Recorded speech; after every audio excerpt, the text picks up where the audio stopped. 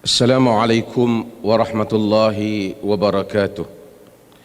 Alhamdulillah, nahmaduhu wa nasta'inuhu wa nastaghfiruh wa na'udzu billahi min shururi anfusina wa min sayyiati a'malina. Man yahdihillahu fala mudilla lahu wa man yudlil fala hadiya lahu. Asyhadu an la ilaha illallah wahdahu la syarika lahu wa ashhadu anna Muhammadan abduhu wa rasuluh, amma ba'd.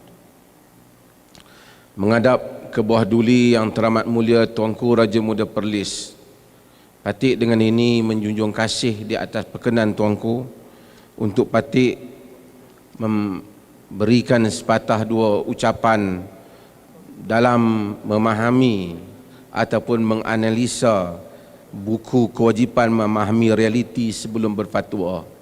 Dan Patik menjunjung kasih dengan keberangkatan Tuanku, walaupun Patik tahu bahawasanya Tuanku baru saja pulang daripada Kuala Lumpur dan banyak program yang bertalu-talu, dan ini merupakan satu komitmen Tuanku yang menjadi contoh dan teladan kepada rakyat di negeri ini. Menjunjung kasih Tuanku.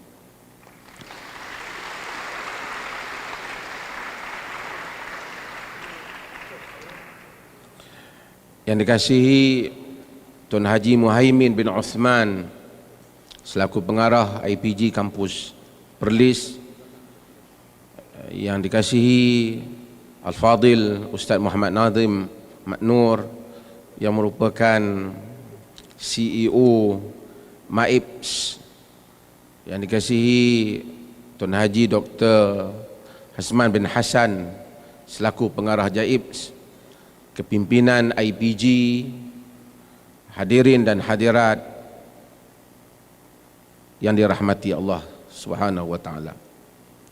Mungkin kita akan tertanya-tanya, kenapa mai bentang pasal fatwa di depan kami? Kami bukan mufti.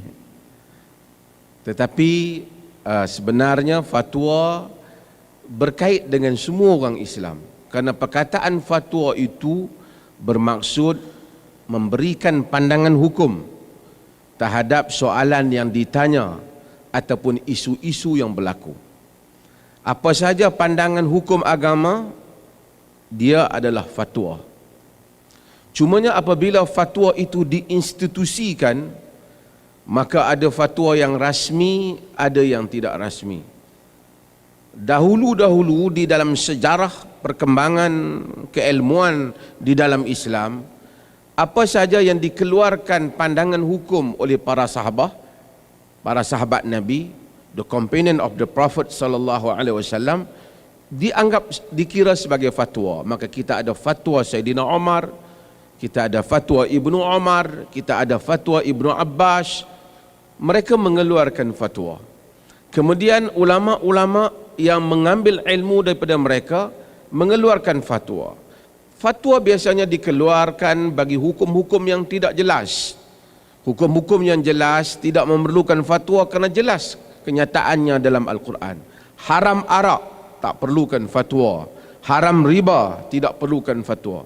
Tetapi bagaimana nak mengklasifikasikan apa yang dikatakan arak apabila berlaku perubahan keadaan jenis, apa yang boleh dikategorikan sebagai riba, itu kadangkala tidak mudah untuk dipahami oleh orang awam. Maka mereka bertanya kepada sarjana, mereka bertanya kepada scholars. Respon scholars itu, jawapan yang mereka berikan itu dinamakan sebagai fatwa. Maka sepanjang zaman ada banyak himpunan-himpunan fatwa.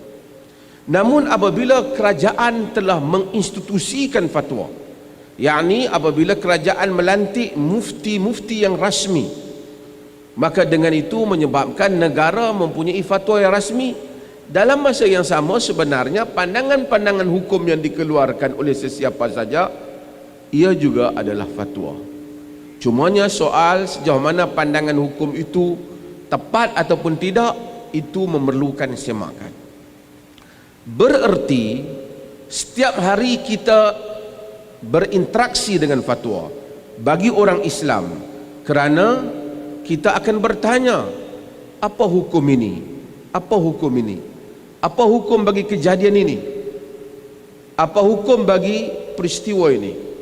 Yang mana tidak jelas, tidak mudah kadangkala untuk dipahami oleh orang-orang yang tidak mendalami hukum hakam syarak. Bila kita masuk ke negeri Perlis, ni bagi pelajar-pelajar yang baru masuk, kita akan dapati bahawasanya di negeri Perlis seperti negeri lain ada jawatan kuasa fatwanya. Boleh pergi tengok ke laman web kita, jawatan kuasa kita yang dianggotai oleh anggota-anggota fatwa. Untuk proses mewujudkan fatwa, mengadakan fatwa bagi sebuah negeri, ia tidak cukup dengan seorang mufti mengeluarkan pandangan. Ramai orang ingat bila mufti keluar pandangan jadi fatwa negeri. Prosesnya tidak begitu untuk menjadi fatwa rasmi bagi negeri. Mufti hendaklah membawa perkara berkenaan ke dalam jawatan kuasa fatwa. Di negeri Perlis ini, sesiapa yang mengambil tahu tentang perkembangannya, kita akan tahu tokoh-tokoh dalam jawatan kuasa fatwa Perlis ini terdiri daripada tokoh-tokoh yang terkenal dalam negara ini, daripada bukan saja berada di Perlis, mereka kebanyakannya tokoh-tokoh akademik dari pelbagai universiti di seluruh Malaysia ini. Tokoh-tokoh yang saudara-saudari sering lihat mereka berucap di dalam YouTube. Mereka ada tokoh-tokoh di dalam negeri Perlis ni, daripada Dr. Zaharuddinnya, Dr. Ruzaimi, Dr. Kamilin, Dr. Azman Maknor, kita Dr. Radhi, ramai lagi yang berada di dalam jawatan kuasa, Dr. Johari Mat, ramai lagi tokoh-tokoh yang berada di dalam jawatan kuasa fatwa kita. Mereka ini akan membicarakan hukum yang dibawa itu, membahaskannya. Setelah mereka membahaskannya, kemudian mereka bersetuju di atas satu kesimpulan hukum. Apa yang mereka persetujui itu akan dibawa kepada Majlis Agama Islam, dibawa kepada Raja Pemerintah untuk dimaklumkan, dan dibawa kepada Majlis Agama Islam untuk diluluskan sebagai fatwa bagi negeri Perlis. Jika ia nak diundang-undangkan, ia akan digazetkan sebagai undang-undang. Maka wajar bagi mereka yang masuk ke dalam negeri Perlis mengetahui pandangan-pandangan hukum yang dikeluarkan di dalam negeri Perlis. Jangan mungkin mereka tanya, dia kata Perlis ni lain sikit no. Dia tak tahu. Kalau orang awam yang mari berniaga durian atau rambutan sekali-sekala masuk ke Perlis, kita mungkin ada ruang keuzuran untuknya. Tetapi bagi seorang cikgu yang tugasannya membaca dan menggalakkan para pelajar untuk membaca, dia mesti membaca. Kita setelah membaca baru kita menyimpulkan, oh rupanya mereka faham begini, oh rupanya Perlis kata begini. Jangan kita kata apa yang Perlis tak kata, dan jangan kita membuat kesimpulan simply kata tak betul negeri aku macam lain.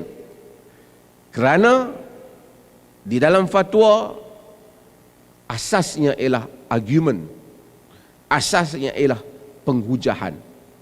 Di dalam penghujahan dalam agama, asasnya bukan mufti, asasnya Al-Quran dan sunnah Nabi sallallahu alaihi wasallam. Maka dengan itu saya pilih tajuk ini supaya mendekatkan kita pada institusi ini dan memahamkan bagaimana sesuatu proses itu dibuat. Dengan kita menghormati bagi setiap negeri ada fatwanya, dan kita tahu zaman ini moden.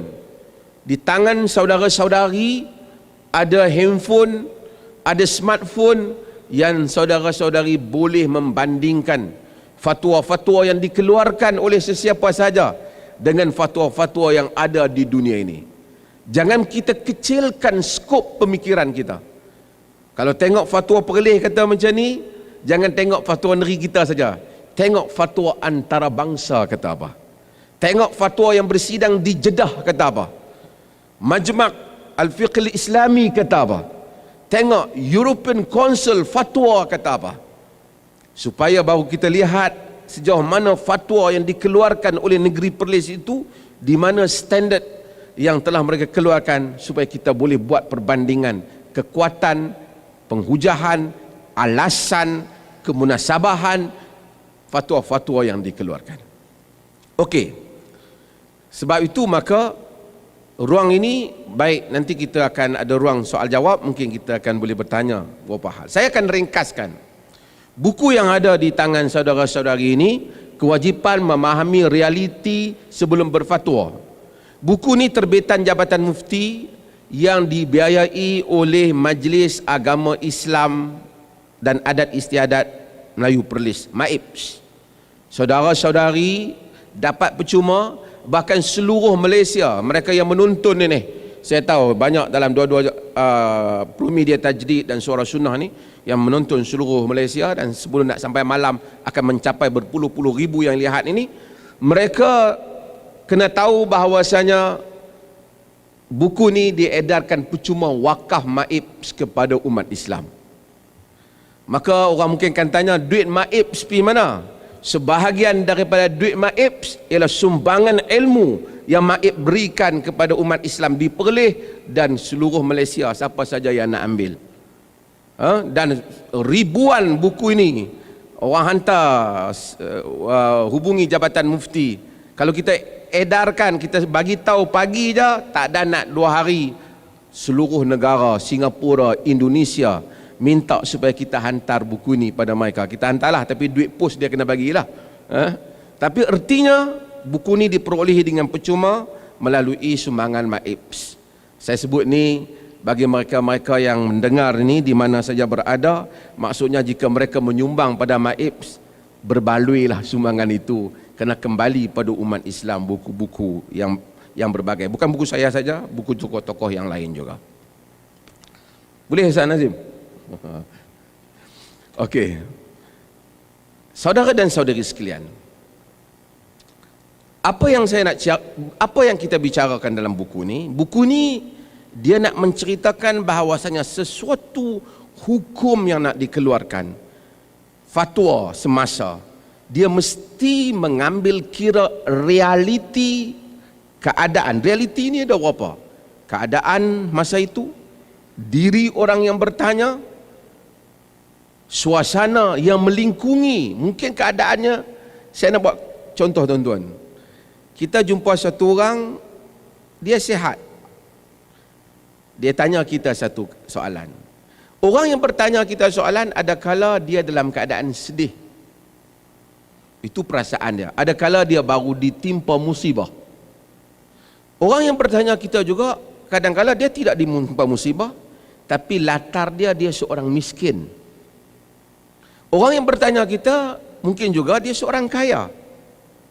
Orang yang bertanya kita juga, mungkin dia seorang yang latar pendidikannya tidak tinggi.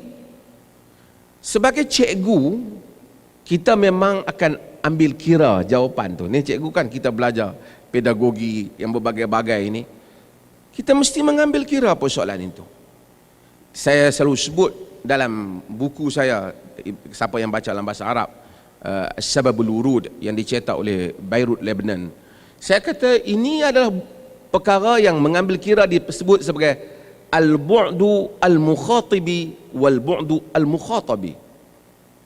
The dimension of the addresser and the dimension of addressee. Sudut orang yang bertanya, orang yang mengucapkan, dan sudut orang yang diucapkan kepadanya.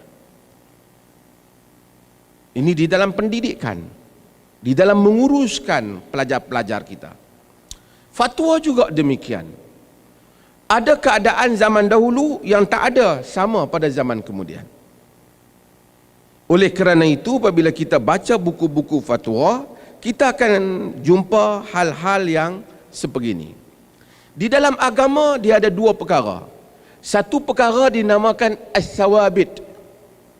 Sawabit iaitu perkara yang tidak boleh berubah lagi. Sembahyang subuh 2 rakaat tak boleh berubah dah. Semayang zuhur 4 rakaat tak boleh berubah dah. Kalau qasar 2 rakaat tak boleh berubah dah.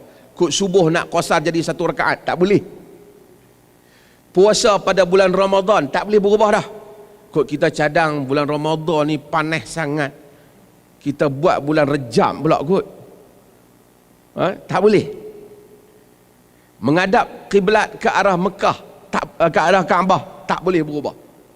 Akidah, keimanan kepada Tuhan, kepada Rasulnya, kepada kitab-kitabnya, ini perkara yang unchangeable, benda yang tidak akan berubah. Tetapi di sana ada perkara-perkara yang berubah disebabkan keadaan. Hatta yang membabitkan soal-soal prinsip tadi, soal-soal asasi tadi. Semayang tak berubah 5 waktu. Puasa tak berubah. Zakat tak berubah.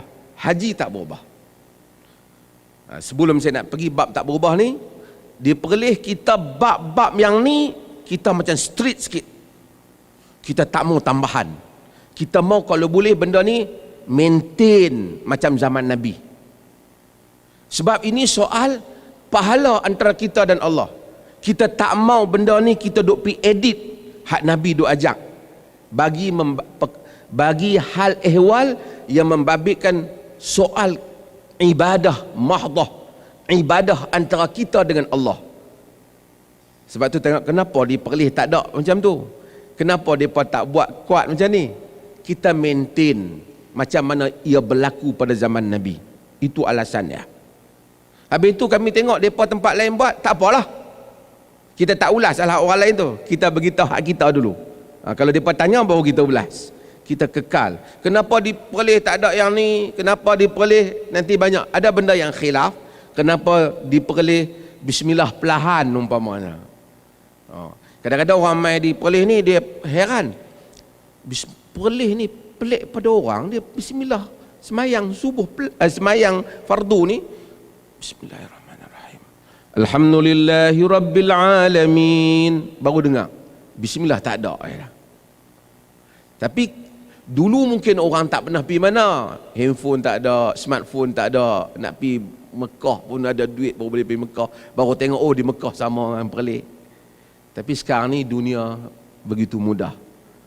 Di dalam dunia ni, ini salah satu daripada apa yang tersebut dalam mazhab Ahli Sunnah. Dalam mazhab Hanafi memang bismillah perlahan. Dalam mazhab Maliki tak bismillah langsung, bahkan makruh. Dan dalam mazhab Hambali bismillah pelan. Dalam mazhab Syafi'i bismillah kuat. Jadi dari segi kalau nak kira lain pada orang kata hak perlih tu tak lain, bahkan dia majoriti. Cuma dalam kawasan kita ni macam dia lain lah. Tapi kalau tuan-tuan pergi UK, US, tuan-tuan pergi Iraq, pergi negeri Arab, pergi negeri Teluk, sama saja hak perlih buat ni. Okey, tak apa. Saya bukan nak cerita itu. Saya cerita hatta benda-benda yang tetap kadang-kala ia akan berubah kerana keadaan. Satu hadis yang terkenal kita selalu buat contoh, dan orang, saya tengok orang Malaysia ni lately ni dia suka cerita-cerita. Dalam kitab dulu dia panggil Al-Fitan wal Malahim, benda-benda yang akan berlaku pada akhir zaman. Sebab tu saya tengok kalau ada orang ceramah pasal Dajjal, ramai orang nak tengok cerita Dajjal. Pasal Ya'jud dan Ma'jud, ramai penonton Ya'jud dan Ma'jud.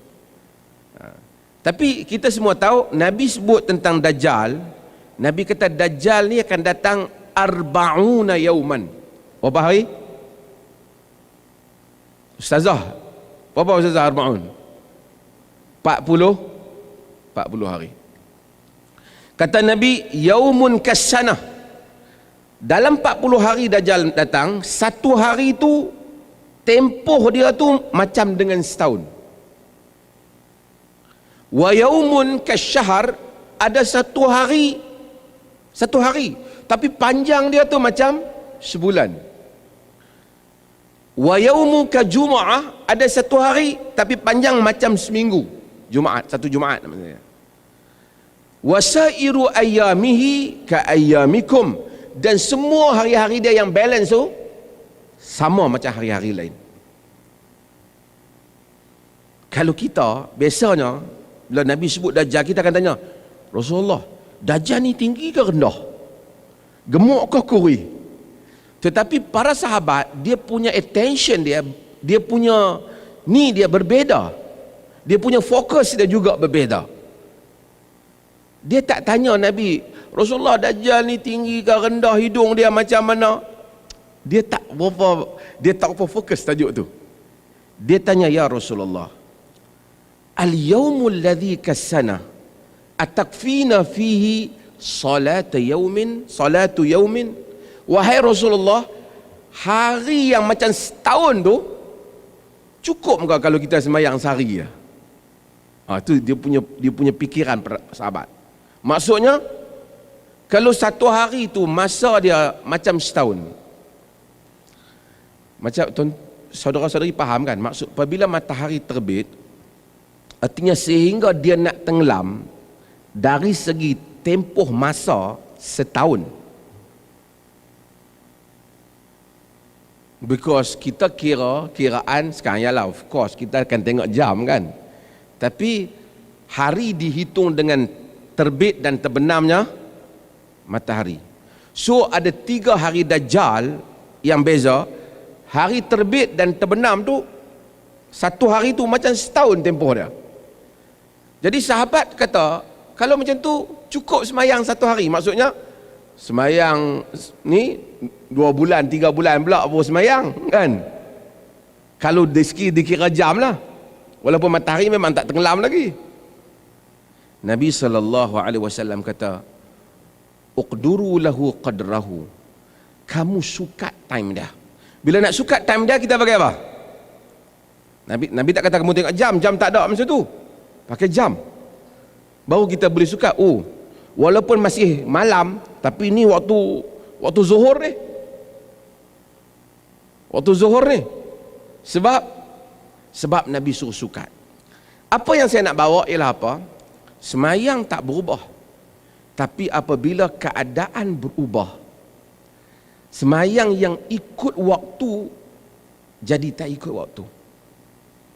Hadis ini juga digunakan untuk orang-orang yang duduk di negeri kutub utara dan selatan, yang nak buka puasa tak boleh kerana dia sentiasa siang ataupun sentiasa malam. Maksudnya apabila keadaan tak mampu disukat dengan terbit dan terbenam matahari, ia disukat dengan agakkan. Dan ini juga pandangan yang kita berikan apabila angkasawan kita nak naik ke langit, nak naik ke angkasa. Macam mana nak semayang sana? Dia pusingan dunia ni. Kita kata dia ikut waktu di Vancouver. Masa tu dia naik di Vancouver, kita kata dia ikut waktu di sana berdasarkan kepada jam yang dia pakai. Kalau tidak, dia pusing sehari berapa puluh kali, naik sana tak buat kerja apa, duk kerja semayang je lah. Okey, apa isu yang saya nak bangkit ialah isunya demikian, perubahan keadaan memerlukan perubahan bagaimana hukum itu dijawab. Hal yang sama Nabi SAW praktiskan.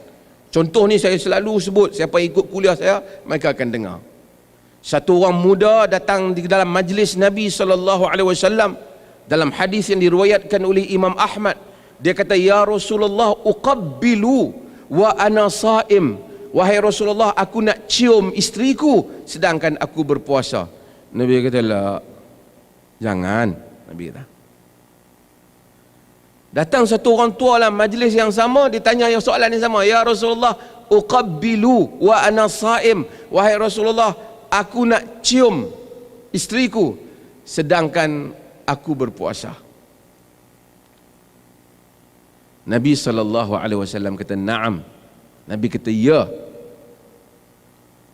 Apabila Nabi kata ya, sahabat lain tengok antara satu sama lain. Tadi satu orang tanya, kata tak.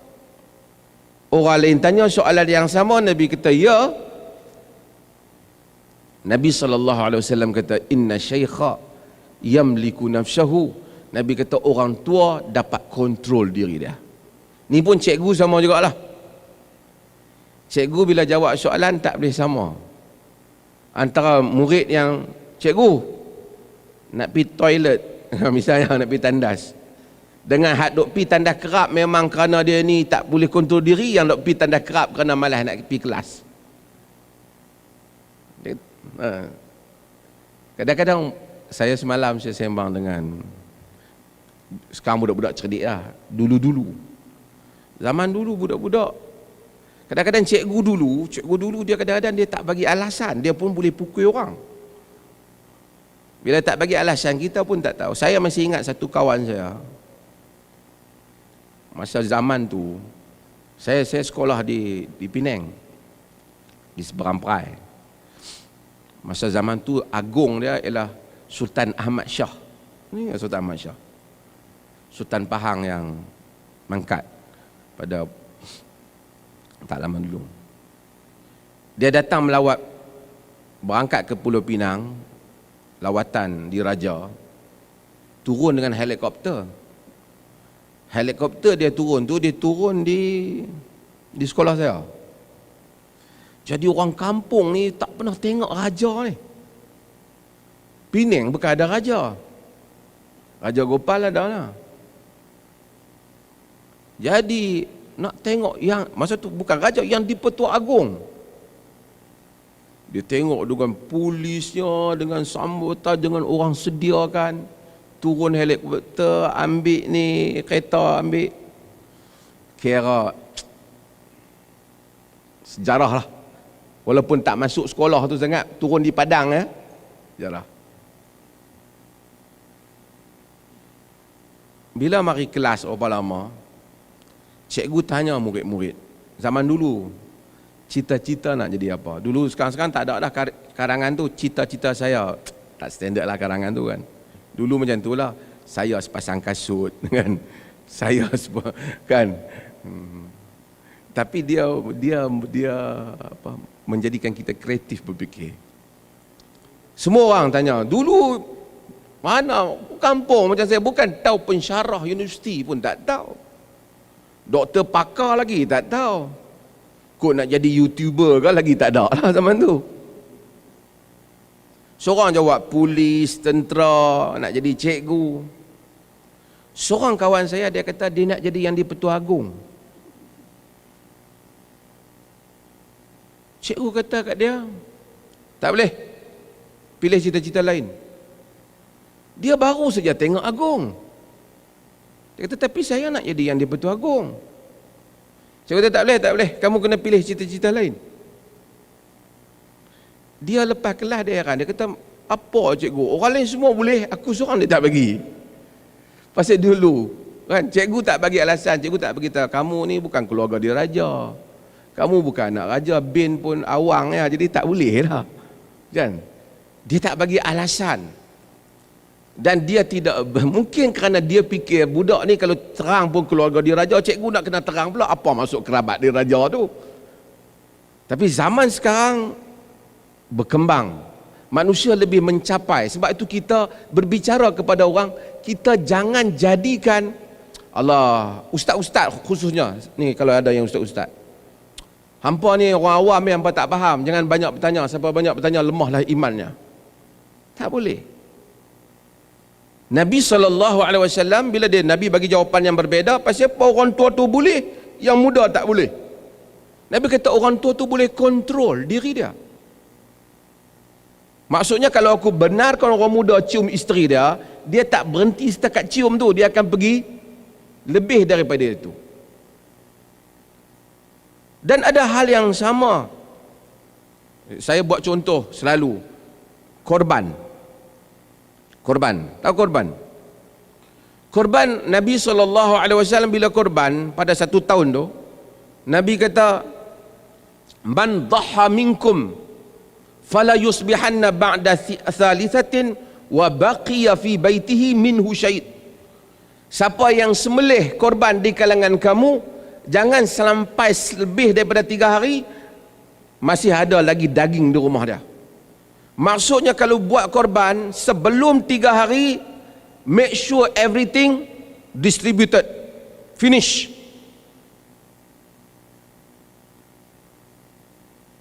Bila next year, tahun yang berikutnya, sahabat nak korban, Sahabat kata, ya Rasulullah, naf'alu kama fa'alna amal madi. Wahai Rasulullah, kena buat macam tahun lepas ke? Nabi kata, kulu wa at'imu waddakhiru, makan, bagi orang makan, simpanlah nak simpan. Fa inna dhalikal am kana bin nasi jahd fa aradtu an tu'inu fiha. Karena tahun berkenaan orang dalam keadaan susah, aku mau kamu tolong mereka. Maksudnya hukum berubah dengan berubah apa? Keadaan. Hukum berubah dengan berubahnya keadaan.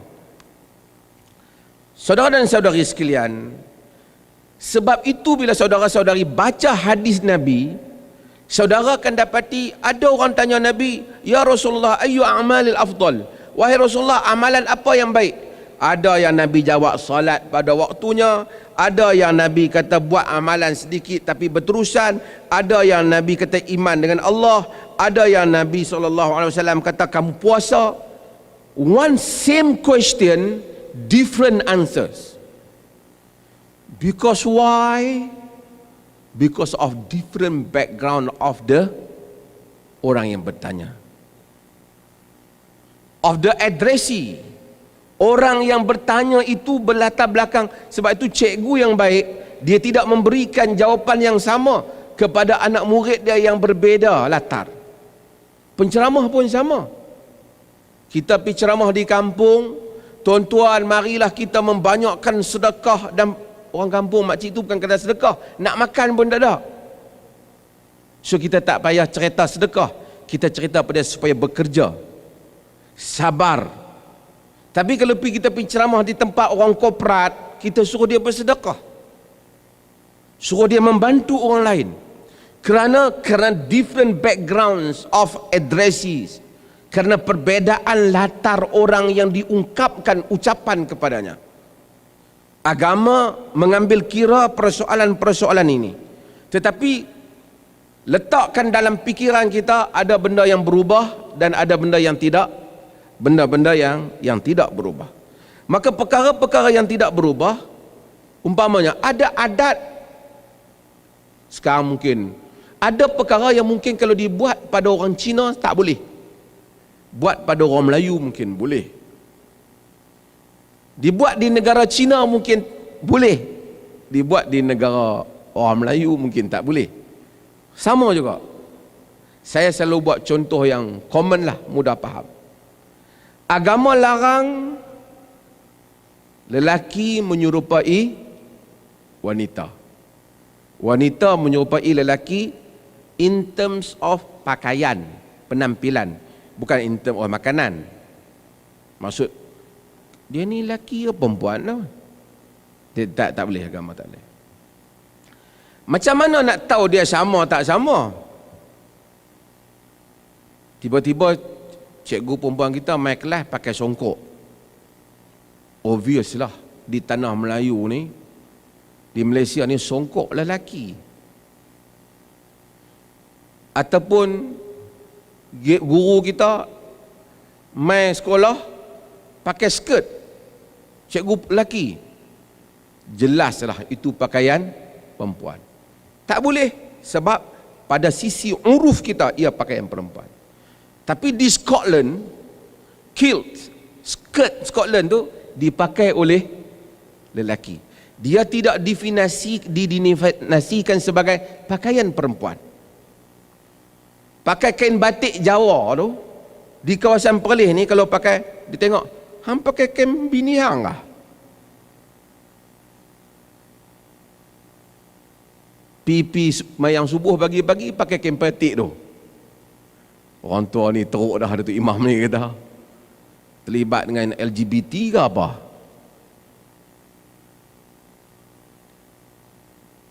Tapi pakaian itu di Jawa dipakai oleh lelaki. Sebab itu kata ahli-ahli sarjana usul, apabila engkau ingin berfatwa, jangan berfatwa berdasarkan negerimu, tetapi bertanya kepada orang yang tanya fatwa, awak daripada mana? Dan awak nak amalkan benda ni di mana?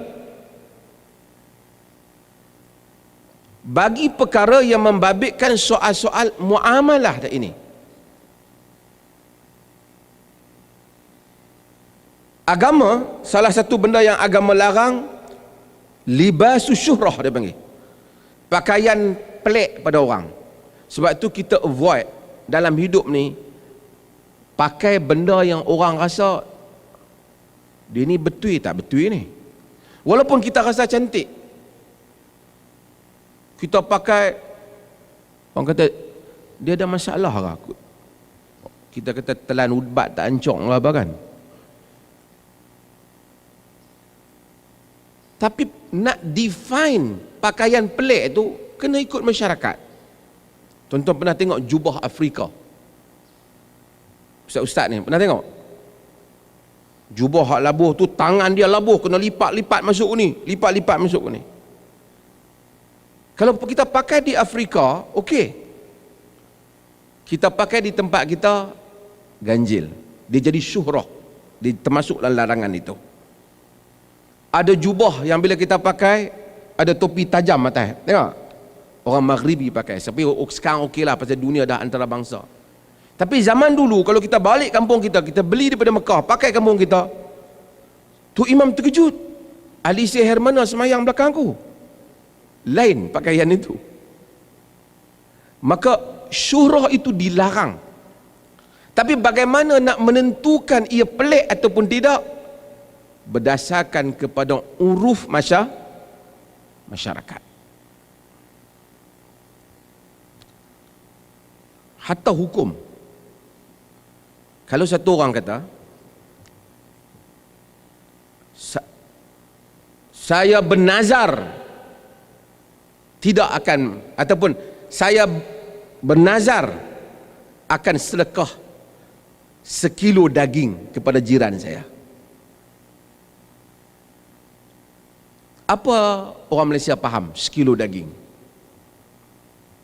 1 kilo ayam? Ni cikgu, ni hak baru.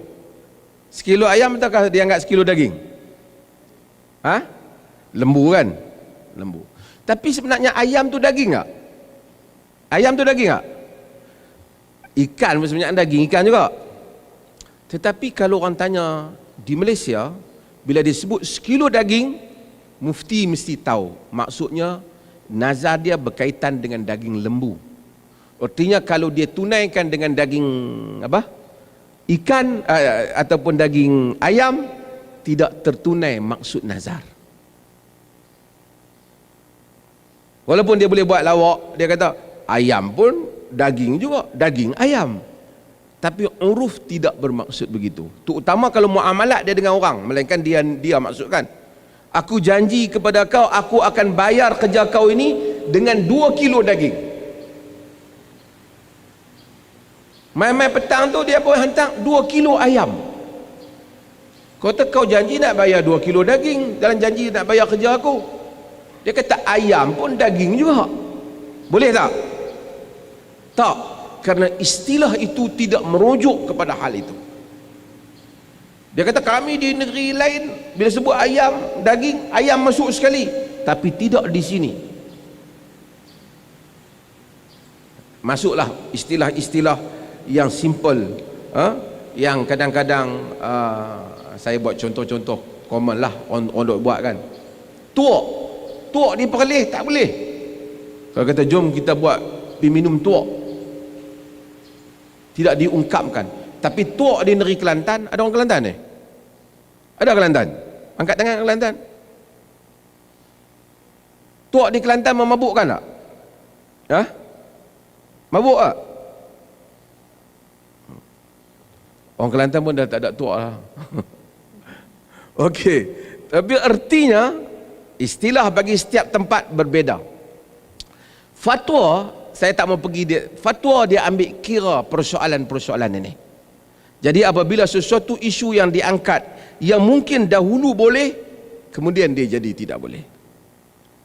Kadang-kala benda tu budaya diangkat sebagai agama. Saya buat contoh.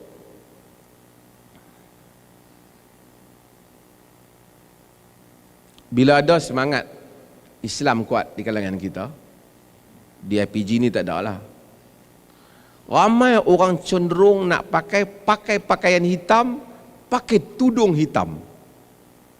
Jubah hitam, tudung hitam, macam Arab Saudi, macam di Qatar, macam di negara-negara Teluk, macam di sebahagian negara Arab. Dan mereka menyangka bahawasanya itu adalah Islamik. Sedangkan kalau kita, itu adalah pakaian Arab. Wanita di dalam agama dia suruh pakai tutup aurat macam ni lah. Dia tak menentukan warna. Bahkan riwayat-riwayat isteri-isteri Nabi, ada yang pakai hijau, ada yang pakai warna rose, ada yang pakai warna merah.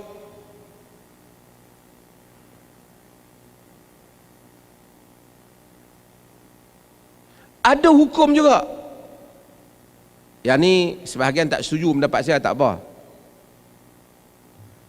Saya tahu yang tengok ni. Purdah umpamanya. Sekarang semua pakai purdah lah, kan? Pasal musim ni kan? Purdah umpamanya. Purdah ini ialah pandangan salah satu daripada mazhab. Dan sebahagian ulama menyokong pendapat purdah. Majoriti para ulama seperti yang disebut oleh Al-Imam Nawawi berpendapat wajah wanita bukan aurat. Saya tak apalah, saya hormat pandangan mereka pilih.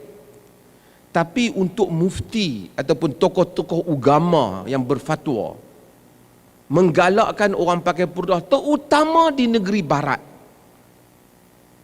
yang macam-macam kena, tudung pun kena dah, yang orang barat punya perspektif, sudut pandang mereka suatu kongkongan kepada kehidupan. Sepatutnya kalaupun ada fatwa yang demikian, bukanlah untuk diamalkan di negara-negara seperti itu. Juga kepada cikgu. Cikgu tak boleh lah kan, tapi saya sebut jugalah. Cikgu ni nak murid nak kena tahu, nak kena tengok cikgu mana mengajar. Orang yang berurusan di kaunter, orang yang masuk ke kedai pada zaman sekarang pakai topi keledar, masuk lepas tu buat rompakan, kan orang tak tahu. Kita masuk ke pejabat-pejabat awam, walaupun sisi hukum ada pada pandangan sebahagian sarjana, tetapi hukum itu implementasinya tidak akan memberikan kemaslahatan seperti yang dimaksudkan. Sekarang orang bercakap tentang, minta maaf lah, ni orang Malaysia lah. Saya bukan suruh percampuran lelaki perempuan, tetapi manusia hidup dalam keadaan yang normal. Macam Malaysia ni ada yang melampau, tapi macam kita ni normal. Di negeri Arab sebahagiannya, dia sepenuhnya diasingkan lelaki dan perempuan. Dan ada gesaan-gesaan, mari, ada orang juga mari pejabat mufti, dia kata pejabat mufti ni ikhtilat, bercampur lelaki perempuan. Di mana agama? Sampai ada yang tak mau main pejabat, kena percampuran lelaki perempuan. Dia kata sekolah agama yang sebenar pisahkan totally. Tak apa kalau kita itu urus takbir kita atas alasan-alasan pentadbiran, tetapi agama bukan begitu. Agama kalau orang tanya kita macam mana tuan-tuan tawaf di Kaabah tu, di hadapan tempat ibadat bercampurnya lelaki dan perempuan. Jika lelaki dan perempuan tidak boleh sama sekali berada pada suatu tempat, di depan Kaabah lah patut diasingkan ketika manusia nak khusyuk, supaya pagi tawaf lelaki, petang tawaf perempuan. Arab jahiliah lakukan, malam wanita tawaf dengan bertelanjang. Tetapi agama tidak begitu. Tapi agama juga tidak melampau dalam pergaulan. Ini perlu kepada golongan-golongan ustaz-ustaz kita, apabila dia terlibat dengan macam-macam pemikiran, supaya dia melihat ruang ini.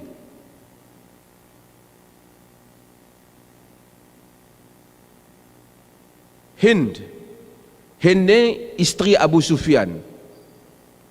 Isteri Abu Sufyan ni dulu lawan Nabi. Tapi luasnya dada Nabi. Abu Sufyan, semua kita kenal Abu Sufyan kan. Abu Sufyan adalah pembesar Quraisy yang paling hebat dalam sejarah, kerana dialah Nabi berperang, berapa ramai sahabat mati. Tapi at the end dia masuk Islam. Dia masuk Islam. Masa dah pun dah Nabi nak tawan Mekah, dia masuk Islam.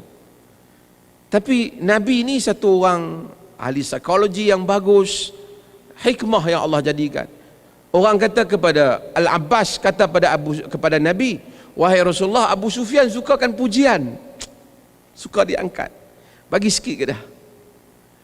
Nabi bila nak tawan kota Mekah, Nabi kata, man dakhala al-masjidil haram fahuwa amin, wa man dakhala baita Abi Sufyan fahuwa amin.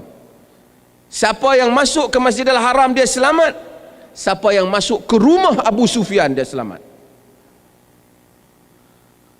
Sebab apa? Sebab Abu Sufyan suka. Kadang-kadang cikgu-cikgu ni macam tu juga lah. Ada orang kadang-kadang marah dia jadi. Ada orang kadang-kadang kita tegas dengan dia baru dia ikut. Ada orang kita jack dia sikit, kita puji dia sikit, baru dia mau ikut kita. Anak kita pun macam tu juga. Ada anak yang kita suruh dia buat, anak kita kena puji. Abang ni rajin oh, tolong Ustaz pergi beli. Dia kena habaq tu dulu. So Nabi deal dengan kepelbagaian ini. Cuma Abu Sufyan ni walaupun dia pemimpin, dia kedekut dengan bini dia. Dulu dia pahlawan Nabi, tapi bila dah masuk Islam, dah jadi orang Islam, mai jumpa Nabi, ya dia tengok Rasulullah. Abu Sufyan ni kedekut. Boleh dah aku ambil duit dia tanpa bagi tahu dia. Ni hak isteri ni ramai ni cikgu-cikgu ni. Bolehkah ambil duit suami tak bagi tahu suami untuk belanja rumah? Boleh tak? Ha? Kau masa kita kahwin, duit kau duitku juga, duitku duitku. Ha? Boleh ni orang lelaki, bolehkah suami isteri kita ambil duit kita tanpa beritahu kita? Boleh tak? Ustaz-ustaz kata boleh. Balik ni pakai ambil lah. Laki tengok sampai habis duit dia. Siapa ambil? Tak tahu. Boleh. Hind dia bawa isu ni pasal suami dia kedekut. Nabi kata, khudhi ma yakfiki wa waladiki bima'ruf. Khudhi ma yakfiki wa waladaki bima'ruf. Ambil apa yang cukup untuk engkau dan untuk anakmu dengan cara yang baik. Cara yang baik ini Nabi tak bagi tahu. Ambil 1/3 dia tak bagi tahu, 1/2 pun dia tak bagi tahu. Dia kata cara yang baik. Maksudnya kalau suami kita ni lebih kurang gaji dia 2,000 saja, jarang beli beras, baju sekolah anak tak tinggal, duit dia kita pergi ambil cukup untuk anak kita dengan cara yang sesuai lah. Anak kita, anak seorang yang bapaknya gaji 2,000 dan duit belanja untuk seorang isteri yang suaminya gaji 2,000. Tapi kalau suami kita gaji 30,000, berapa nak ambil? Nabi kata bil ma'ruf, dengan cara yang baik. Jadi mungkin kita ambil 10,000 ataupun 5,000 kan, 10,000 kita ambil. Itu sesuai dengan anak yang pak dia gaji 30,000. Bila anak pak dia gaji 30,000, dia pun makan ni, pergi sekolah naik ni. Kemudian sekolah pun mungkin sekolah hak mahal sikit. Isteri pun mungkin bukan hantar dengan motor, pergi hantar dengan kereta. Jadi belanja dapur pun mungkin orang lain makan beras grade C kan, kita makan grade A tu. Ikan pun bukan pangkat tamban kiatnya, semua tamban lurusnya. Jadi perkataan bil ma'ruf tak boleh ada kaedah, melainkan setiap orang tahu situasi dirinya. Maka dengan takwa, Jadi kalau satu orang tanya mufti, suami saya tak bagi duit ustaz, boleh tak saya ambil duit dia senyap-senyap nak beli barang dapur? Boleh, ambil agak-agak padan-padan lah. Lepas tu dia pun tanya kawan dia kata suami aku pun macam tu juga. Tu duk ambil padan berapa? Kadang-kadang aku ambil 7,000 begitu. Dia pun teringat kawan dia ambil 7,000. Dia pergi tengok dompet suami dia, tengok ada 600 ya. 600 aku ambil semua lah. Sebab kawan dia mungkin suami dia gaji 30,000. Dia suami dia gaji mungkin 3,000. Maka fatwa dia kena ambil kira siapa dia yang tanya. Dia kata suami kerja apa? Dia kata apa mufti ni? Orang tanya dia apa? Dia tanya suami kita kerja apa? Sebab nak bagi fatwa nak kena tengok latar awak tu macam mana. Tuan-tuan faham tak ni? Maka banyak isu ni, saya tak mau pergi semua. Maka dengan itu, maka para sarjana, bab ni boleh baca sendiri, lebih detail di sini saya sebut. Saya cerita ya. Ni dengan lepas pada ni balik duk simpan buku ni. Tahun depan pula buka, oh ni buku ni tahun lepas dia cakap ni. Bacalah sebagai cikgu. Dia ada manfaat dia untuk kita tahu bagaimana kita deal dengan orang yang terlibat bertanya soalan. Dan kadang-kadang hukum itu berubah disebabkan keadaan tertentu yang berubah. Kadang-kadang ada orang tanya jadi haram. Orang tanya, bolehkah saya ambil riba? Haram. Tapi satu orang kata, saya boleh tak pinjam riba? Pasal bawa nak pinjam riba? Saya ni kalau tak pinjam ni, rumah pun tak ada, tempat tinggal anak-anak pun tak ada, apa pun tak ada. Tak ada bank-bank riba saja. Terutama mereka yang duduk di negeri barat, yang tak ada negeri-negeri yang bukan ada bank Islam. Kita kata awak boleh ambil terlibat dengan riba dengan kadarnya untuk membolehkan awak hidup.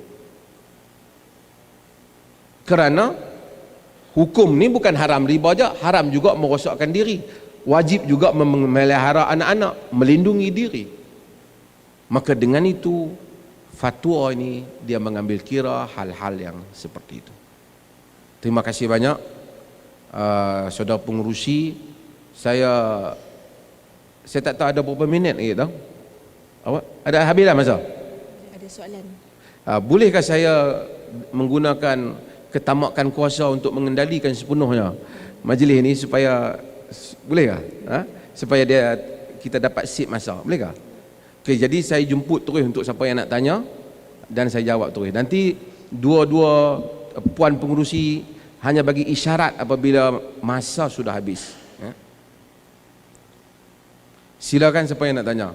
Boleh tanya apa yang saya cakap, boleh juga tanya di luar benda-benda hal lain, terutama tentang amalan di Perlis ni. Cuma tak perlu tanya keputusan pilihan raya Sabah kerana kemarin dah keluar dah. Ya. Ampun tuanku, sembah patik harap diampun. Izinkan patik bertanya soalan kepada Datuk Mufti.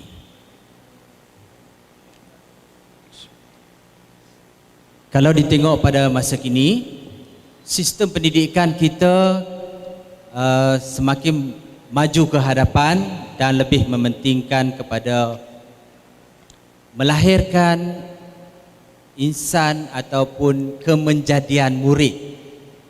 Jadi dalam sudut pandang Datuk Mufti sendiri, bagaimanakah kita nak terapkan apa yang telah dilakukan oleh Nabi Muhammad SAW terhadap sahabat-sahabat beliau sehingga menjadi insan yang terbilang dan dikenali sehingga kini? Adakah dia masih adakah kaedah yang dilakukan oleh Rasulullah masih lagi relevan dan boleh kita terapkan dalam sistem pendidikan masa kini? Sekian, terima kasih. Terima kasih. Saya akan sebut beberapa perkara yang mungkin sisi pandang yang boleh kita kongsi. Saya kongsi pada sisi saya. Yang pertama, Nabi Bila orang datang kepadanya, dia nak bentuk dua perkara. Saya ditanya, Nabi membentuk pemikiran, jiwa dia, pemikiran dia, dan juga membentuk etika dia, akhlak dia. Seketika kita mungkin hanya nak tumpuan habis-habisan membentuk, bukan membentuk, providing sufficient information berhubung dengan soalan-soalan yang dia nak jawab pergi periksa. Kita tak kira lah anak tu macam mana pun, yang penting you kena A. Ada ibu bapa sehingga kita sacrifice zaman hidup anak-anak tu, nilai ke ibu bapa, sehingga hubungan ibu bapa dan guru dengan guru menjadi hambar kerana menegakkan, berjuang untuk mendapatkan A. Bukan saya kata, saya bukan NTA ni. Ada orang yang dia pergi macam tu. Hal itu lebih jelas kalau kita lihat di universiti. Budak-budak universiti, dia pergi, dia lebih megah lagi diri dia. Dia nak pakai macam mana ke, nak duduk macam mana ke, pensyarah tak perlu ambil tahu. Pensyarah perlu bentangkan maklumat-maklumat yang dia nak periksa. Apa kau nak jadi, kau jadi. Tidak ada unsur tarbiyah. Hubungan kita dengan pensyarah dan cikgu ialah hubungan pemberi maklumat, bukan hubungan pendidik, bukan hubungan murabbi. Jadi kita tak perlu biar pilah, pak dia tak biar dia, aku biarlah nak jadi apa pun. Sebab itu pensyarah di universiti dengan cikgu di sekolah, cikgu lebih dikenang. Sebab cikgu selalu tegur kita, cikgu selalu marah kita. Tapi kebelakangan ni ada cikgu pun tak mau tahulah hal tu. Masuk kelas, aku tulis-tulis, hampa periksa bagi A sudah. Depa tak tanya, kerana ni kementerian dia tak tanya bagaimana akhlak pelajar-pelajar cikgu, dia tak tanya berapa A pelajar cikgu dapat.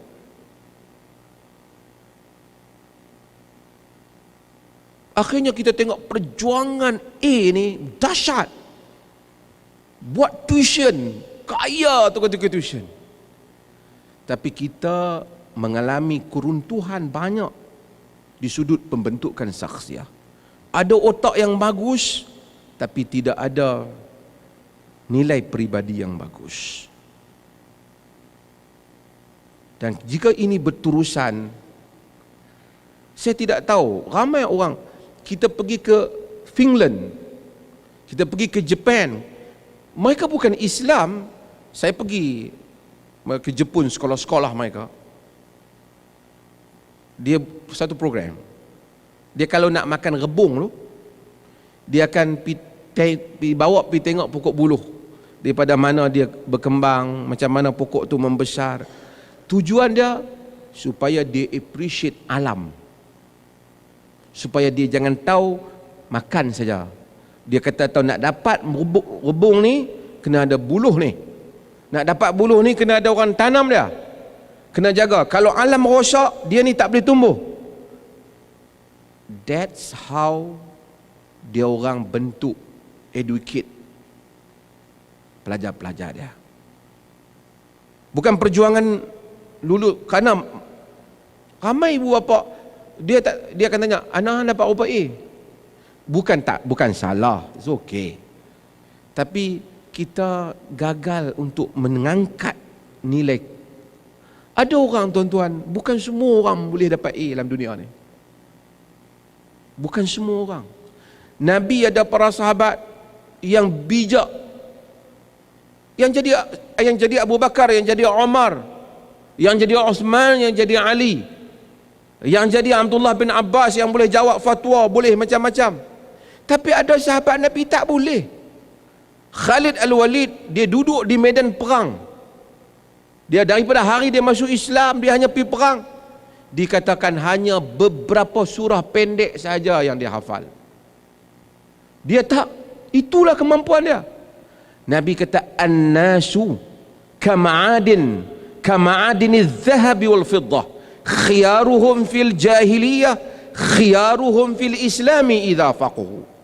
Manusia itu seperti galian, kata Nabi. Benda galian, emas, perak, permata. Seperti galian emas dan perak yang terpilih semasa jahiliyah, terpilih juga semasa Islam jika mereka faham, kata Nabi. Maksud emas, duduk dalam lumpur, orang buang lumpur, orang buang batu, orang air air, orang ambil emas, padahal dia kotor. Kalau dia emas duduk di kedai, lagilah orang pergi cari. Itu maksud Nabi. Sebab itu Nabi, setiap tokoh yang penyair yang masuk suka bersyair, Nabi tak kata kau pergi hafal Quran, syair ni nak buat apa? Hasan bin Thabit, Ka'ab bin Malik, ini semua tokoh-tokoh syair Nabi, dan mereka memang minat syair. Ada sahabat memang ahli politik macam Amr bin As, Nabi pun lantik dia dalam urusan. Ada sahabat Nabi suruh dia belajar hafal Quran seperti Ubay bin Ka'ab. Kita dalam sistem kita kadang-kala kita nak jadikan semua sama. Ada budak kadang-kadang dia memang tak boleh dah matematik ni, memang dia tak A pun, tapi dia akan tertonjol nilai-nilai dia jika dia melakukan urusan yang lain. Ibu bapa juga sama. Sekali saya nak pergi pada satu benda, pasal ni kita selalu baca Quran, baca doa nak periksa ni.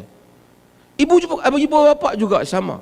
Sebab tu Quran ajar apa tentang anak-anak? Quran kata Rabbana hablana, lagi min azwajina, lagi wa zurriyatana qurrata a'yun.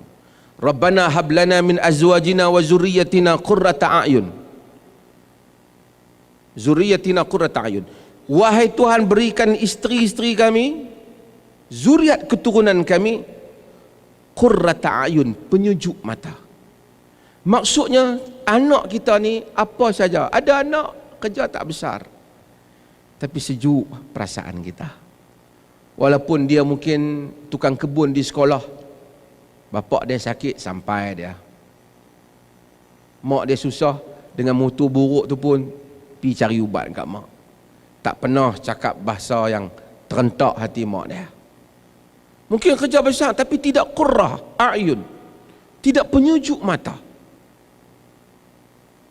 Sebab itu apabila kita nak anak-anak nak periksa, kita doa, ya Allah, berilah kejayaan pada anak kita.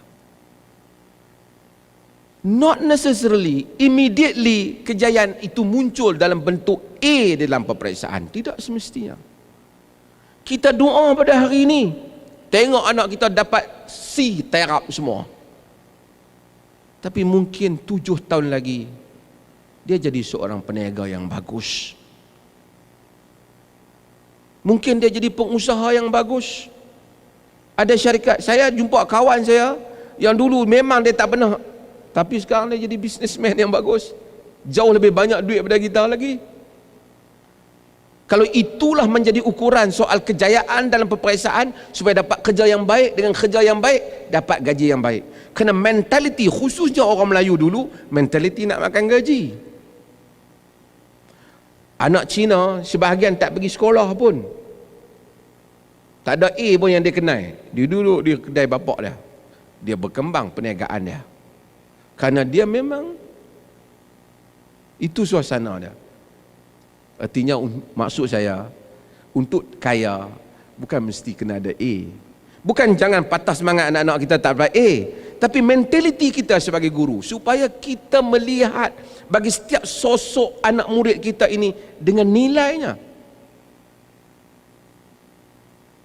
Kita mungkin tak kata, tapi kita tengok, dia ni bolehlah mengaji, harap main sekolah. Tak. Orang kata main sekolah lah budak ni, kau tak main apa? Tak. Dia main, dia mendidik peribadi dia. Dia mari, dia tahu duduk dalam barisan, dia tahu bagaimana nak keluar, bagaimana membaca peraturan. Mungkin dia tidak tinggi keputusannya.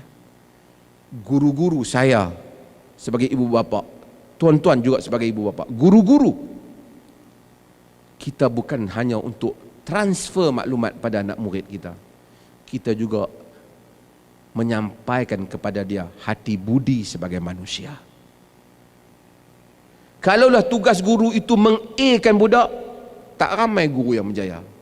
Tapi kalau tugas guru itu memberikan hati budi sebagai manusia untuk hidup, insya-Allah kita berjaya, dapat pahala banyak kepada kita.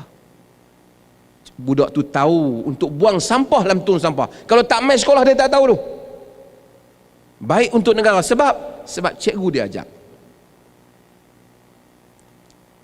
Ini filosofi pendidikan yang mesti digarapkan semula dan dibentangkan untuk kita bahaskan semula dengan cara adil dan saksama dalam menentukan jangka masa pendidikan masa hadapan. Kalau itulah saudara tanya, dan itulah yang Nabi buat, bukan hanya memberi maklumat tapi mendidik. Kejayaan saya bukan 10 orang belajar saya A.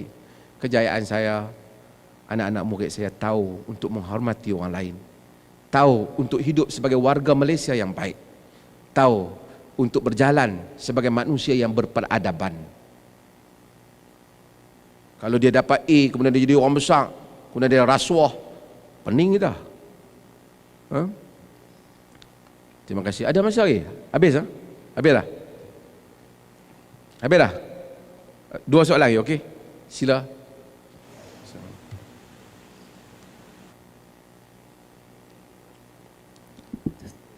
Bismillahirrahmanirrahim.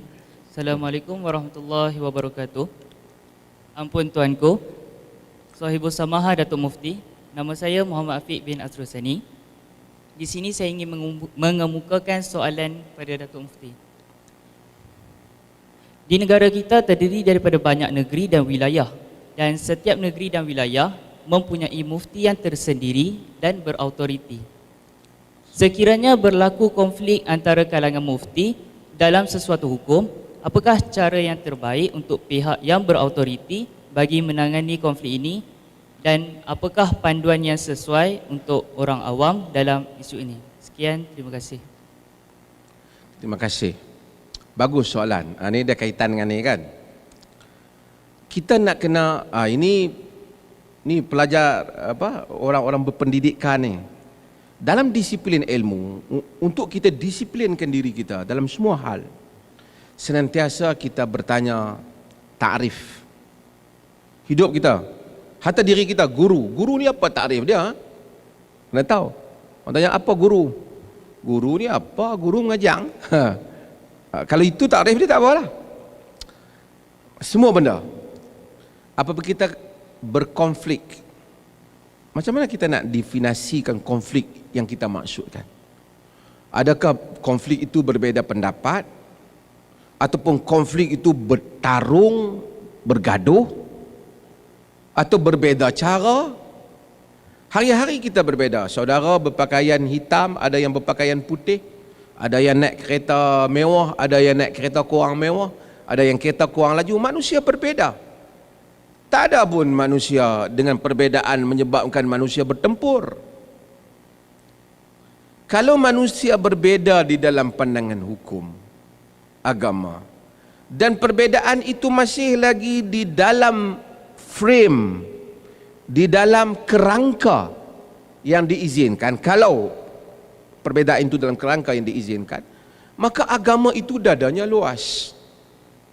Kita pergi ke Mekah, sebelah orang kita mazhab Malik, dia semayang tangannya lurus. Kita bukan mazhab Malik. Orang mazhab Malik, macam saya kata tadi, bila nak baca Fatihah pun bismillah, tak baca langsung. Kita semayang, kita tanya daripada mana? Dia kata daripada maghrib. Kita tak perlu bergaduh dengan dia, amalan dia.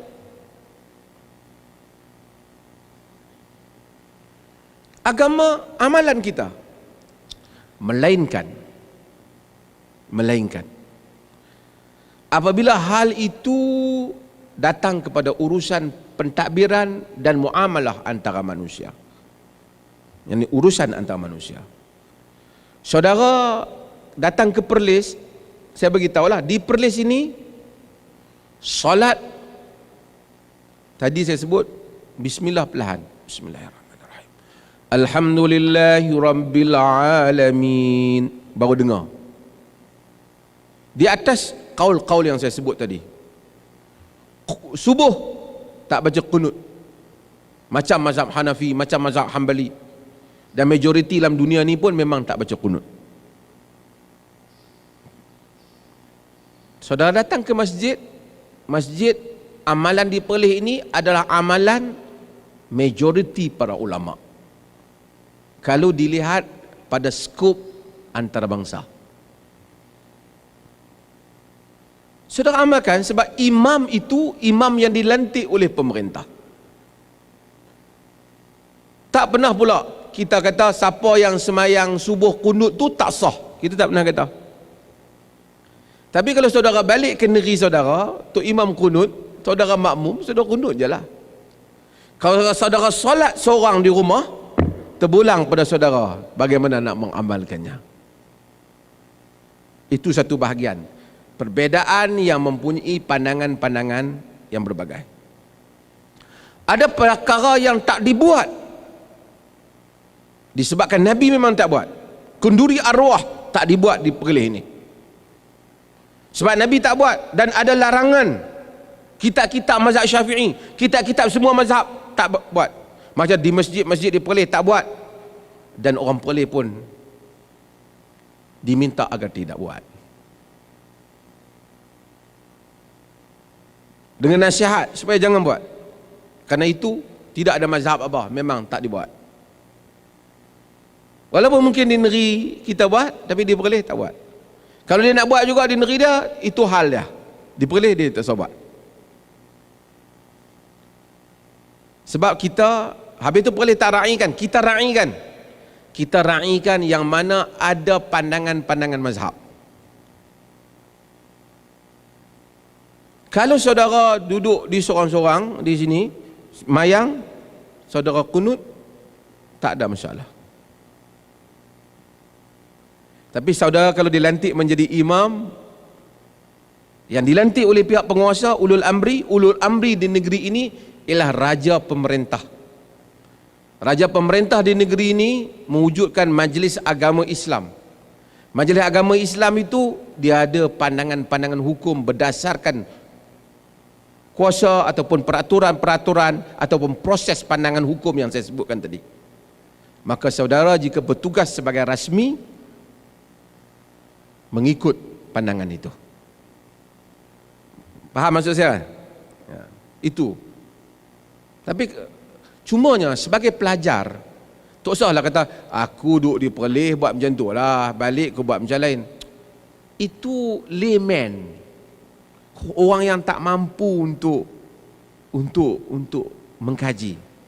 Saya mencadangkan supaya ambil kesempatan, pasal tengok di Perlis ni ada amalan-amalan ni yang mana dia tak amal. Umpamanya kita tak baca Yasin malam Jumaat, kita kata baca suratul Kahf, boleh ambil surah Kahfi kerana itu ada dalam hadis.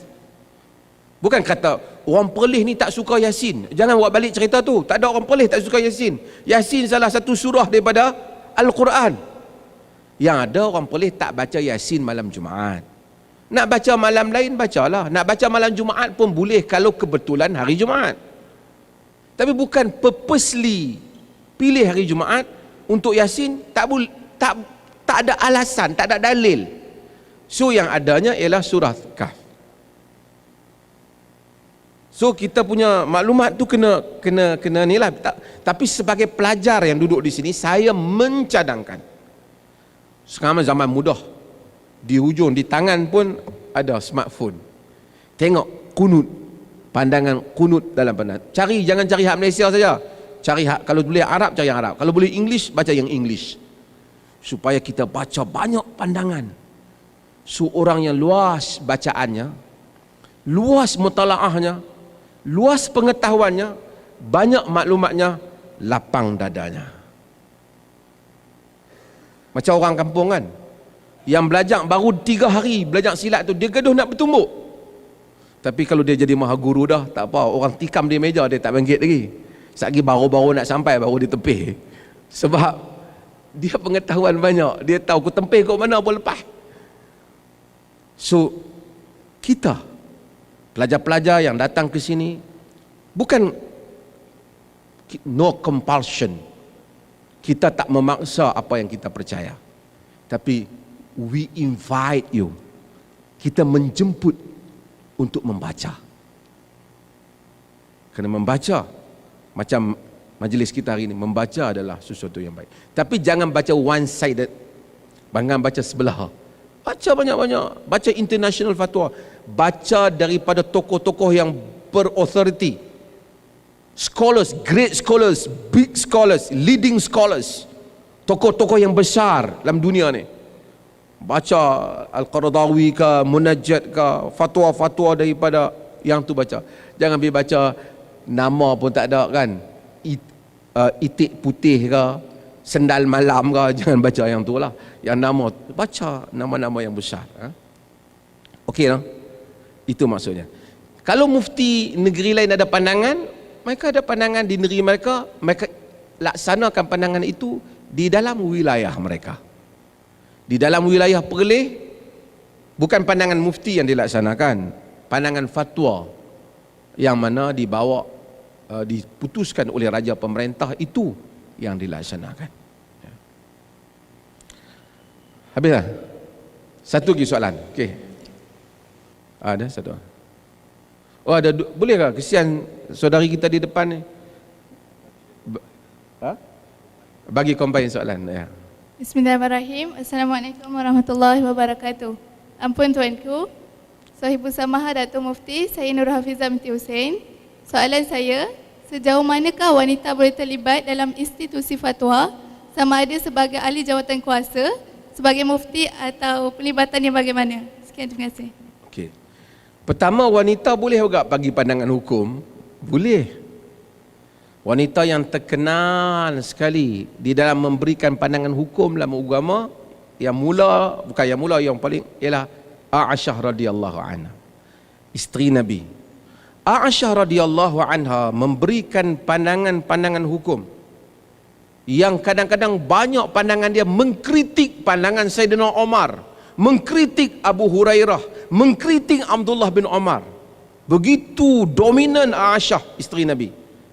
Seorang sarjana bernama Al-Imam Zarkashi, dia menghimpunkan kritikan-kritikan Aisyah terhadap sahabat-sahabat lain.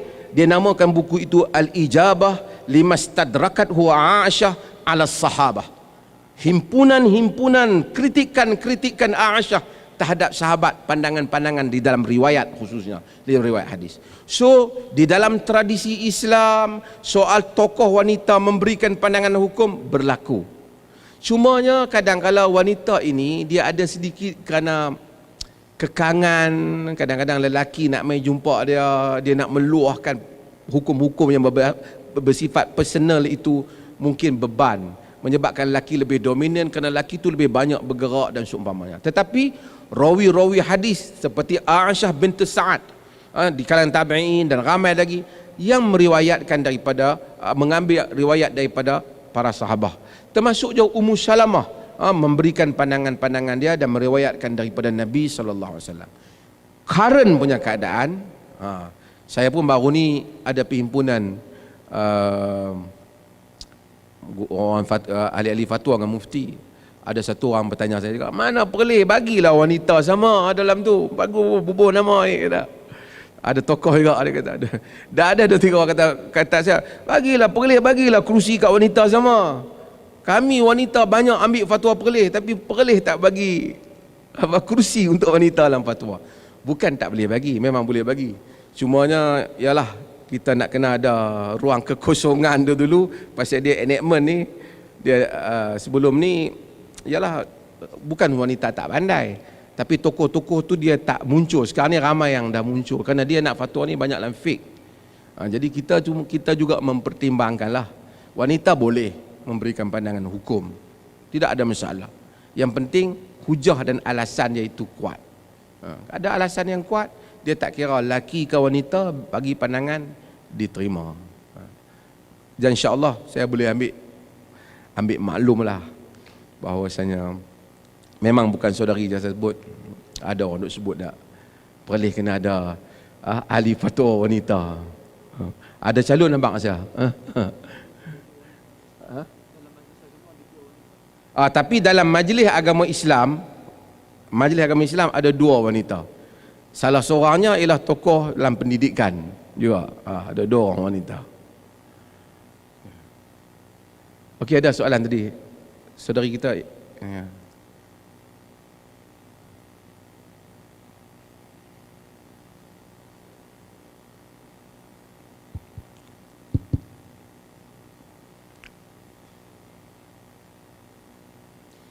Assalamualaikum warahmatullahi wabarakatuh.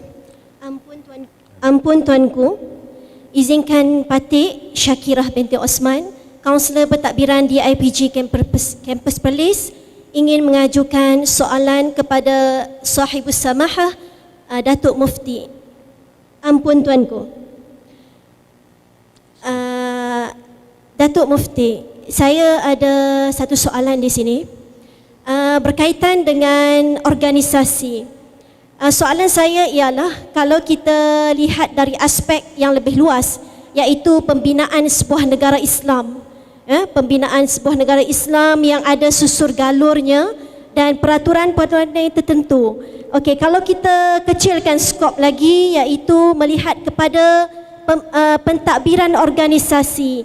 Jadi sebagai seorang kaunselor pentadbiran di sini, saya memohon pandangan daripada Tuan, seperti mana yang kita sedia maklum bahawa Rasulullah sallallahu alaihi wasallam adalah tauladan ataupun ikutan yang kita puja dan kita sanjung sehingga hari ini, dan kita mahukan segala yang dilakukan oleh Rasulullah berada dalam susuk tubuh kita dan mengalir dalam darah kita. Jadi dalam sebuah organisasi kita mempunyai sistem dan juga subsistem yang terdiri daripada berbagai latar belakang, yang ada yang tinggi, sederhana dan rendah, dan dari segi kepimpinan ada pengurusan yang tertinggi dan juga pengurusan yang paling rendah. Okey, jadi untuk menyantuni, untuk meletakkan diri kita dalam kita berbicara tentang permasalahan ataupun tentang perhubungan dalam semua sistem dan subsistem ini, apakah contoh yang diberi oleh Rasulullah? Kerana pada pandangan saya, kadang-kadang kita terasa menjadi satu masalah kepada kita apabila kita hendak meletakkan diri kita dalam pelbagai subsistem yang berbeza. Jadi saya mohon pandangan Datuk Mufti, bagaimanakah cara Rasulullah meletakkan dirinya pada ketika zaman pemerintahannya? Soalan yang kedua. Okey. Datuk Mufti, berkaitan dengan pandangan ataupun fatwa yang dikeluarkan oleh negeri Perlis, kadang-kadang kita tidak mahu mengatakan, tetapi itulah hakikatnya bahawa masyarakat kita ini gagal dalam meletakkan membaca itu sebagai medan ilmu. Kadang-kadang kita nak memahamkan masyarakat tentang sebuah sumber ilmu itu tanpa mereka mengkaji ataupun tanpa mereka membaca. Bagaimanakah kita nak hendak memasuki dalam masyarakat mengatakan landasan yang benar ataupun tidak, sedangkan kebanyakan masyarakat, ahli masyarakat dan komuniti kita mengambil bulat-bulat daripada pandangan seseorang yang mereka percayai tanpa mereka membuat kajian lebih-lebih lagi tentang ritual agama ataupun perkara-perkara yang berkaitan dengan kehidupan yang menjadi asas kepada kehidupan kita yang akan datang, iaitu kehidupan di negeri abadi. Terima kasih, Datuk. Terima kasih. Terima kasih. Saya jawab soalan yang kedua dulu kerana dia ringkas, kemudian saya jawab soalan yang pertama kerana ada panjang sikit. Pertama, ini bukan saja masyarakat kita saja, dalam dunia ni memang daripada dululah. Dia ada orang awam, ada orang terpelajar. Ada orang yang memang dia sukakan benda yang dia tak perlu, dia tak mau fikir. Sebahagian tokoh-tokoh kata orang Malaysia ni dia lebih suka tengok daripada baca. Sebab tu kalau kita buat video ramai orang tengok, kalau kita tulis walaupun bagus jarang orang baca. Pasal baca dia letih, dia tengok je. Dan kadang-kadang dia tengok dan dia buat kesimpulan daripada apa yang dia tengok. Walaupun mungkin potongan itu tak habis yang dia tengok tu. Kerana kita malas untuk menyimpulkan sendiri. Saya buat contoh. Baru-baru ni ini bukan fatwa lagi lah, baru peringkat perbincangan, tapi dah kita ada keputusan.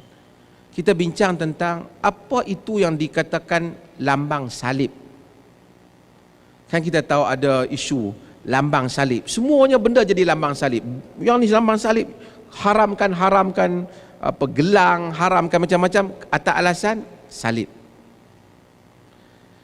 Jadi padahal dalam hidup kita ni banyak juga perkara yang memang salib, lambang sailang, cross tu, huruf T, lambang salib. Kalau nak kira nampak macam lambang salib lah.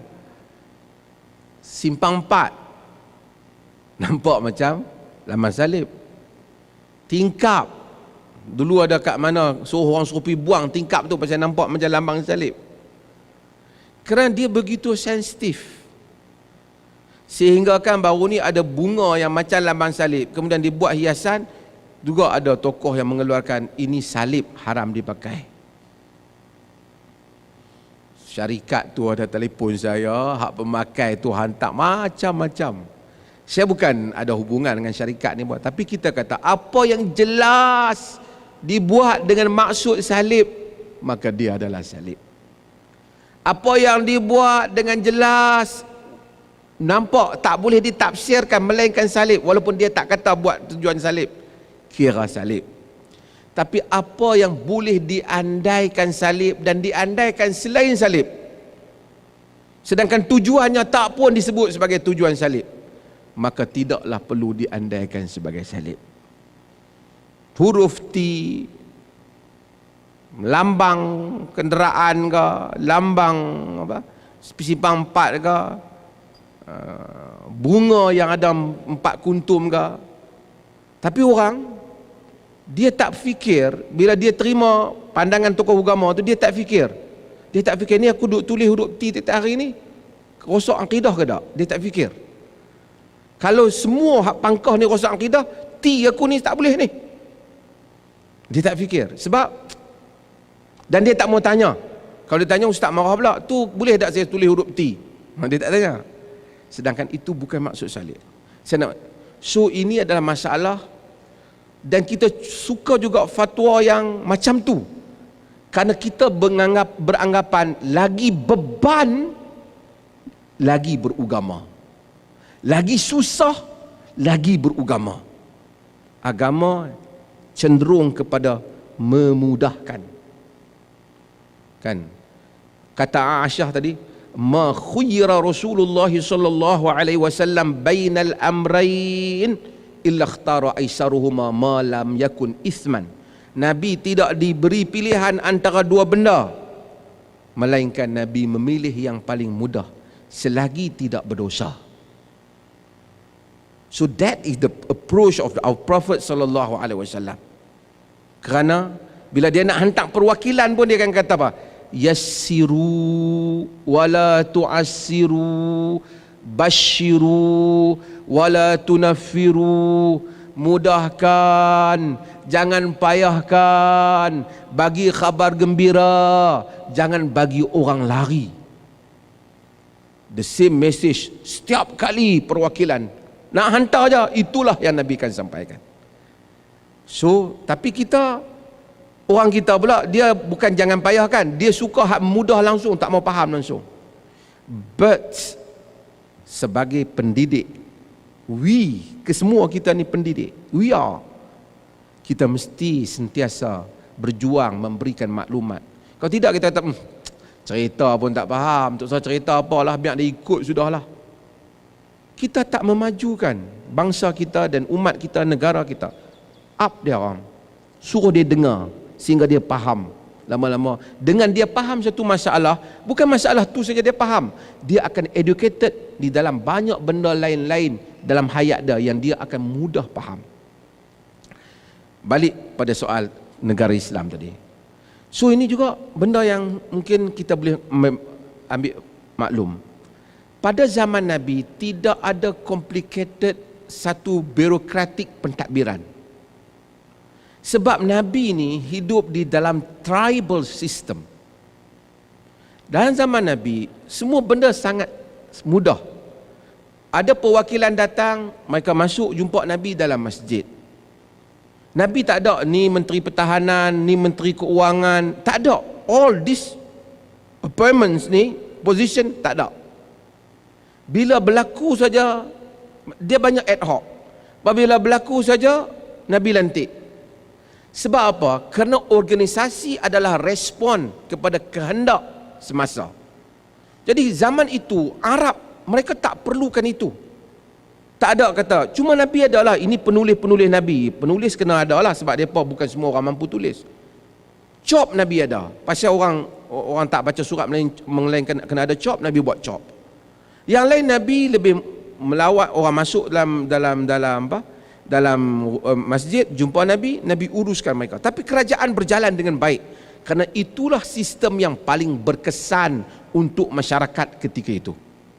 So semua orang, pasal Nabi ada ribuan sahabat yang sentiasa bila tengok ada kerja, kata sahabat, setiap sahabat cuba angkat tengkuk dia bagi tinggi sikit supaya Nabi nampak dia, Nabi bagi tugas tu kat dia. Tak ada gaji, tak ada allowance dan juga tidak ada commission. Tapi willing to do, willing to help. Because something honor for them untuk melaksanakan tugasan agama. So tak perlu semua ni. Everybody akan cuba buat the best. This time you, next dia. Okay. Tapi bila negara orang Islam mula berkembang, orang Islam dah mula deal dengan kerajaan-kerajaan yang ada surat, ada hari bulan, ada apa. Mula kita ada kalender hijrah. Itu pun pada zaman Omar. Nabi tengok potensi. Orang yang baik dengan Nabi, saya selalu buat contoh ni, Abu Zar. Semayang kuat, ahli ibadat, everything bagus.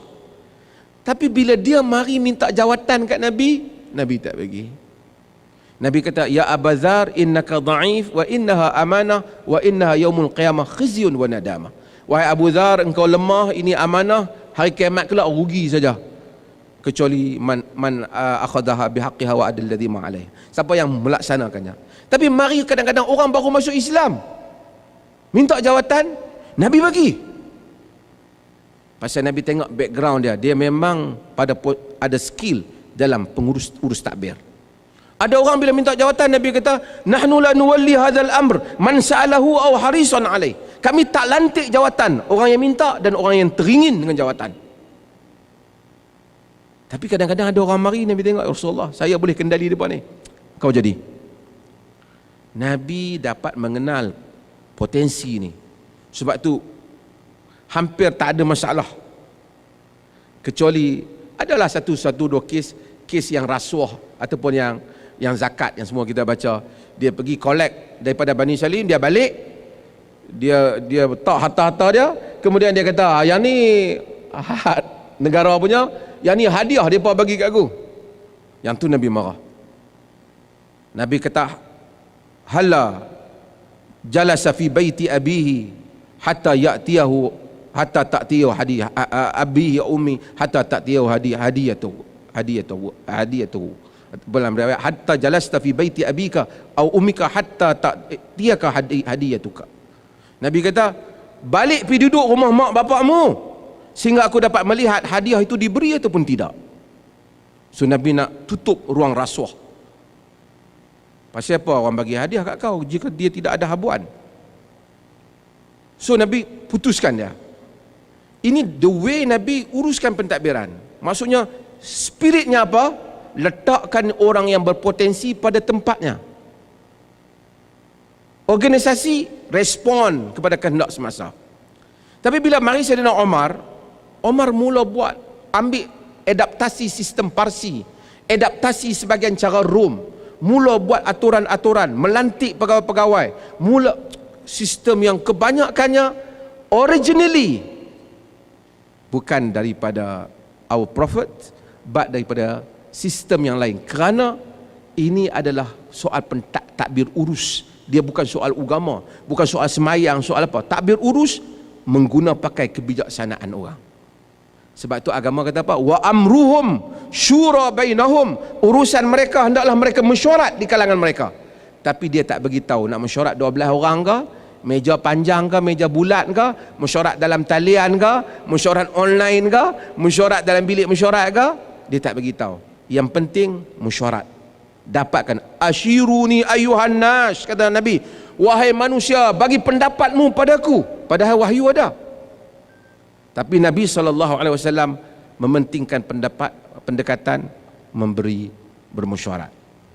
Ini adalah benda yang saya bimbang sebahagian penulis, dia kongkong masyarakat Islam macam you must this and this and this and this. This is the prophetic way. No, there is no such thing. Prophetic way, the spirit of organization, yang letakkan yang berpotensi kepada yang berpotensi pada tempatnya, dan urus takbir respon kepada kehendak semasa. Dan itu, dengan itu akan ada keluasan pada saudari berijtihad untuk menjadi pengurus takbir yang baik, mungkin mendahului orang lain dalam hal-hal yang tak pernah orang lain sebelum ini sebut. Terima kasih banyak kepada saudara dan saudari sekalian. InsyaAllah kita diskusi yang lain supaya kita dapat masuk dalam pendidikan, pentadbiran, dalam politik, dalam ekonomi, supaya ini adalah diskusi yang tak terhad pada buku ni saja. Next time insya-Allah kita melahirkan generasi yang kita perlukan pemikir. Kita perlukan cikgu-cikgu lah kilang untuk orang berfikir. Kita perlukan pemikir yang baik.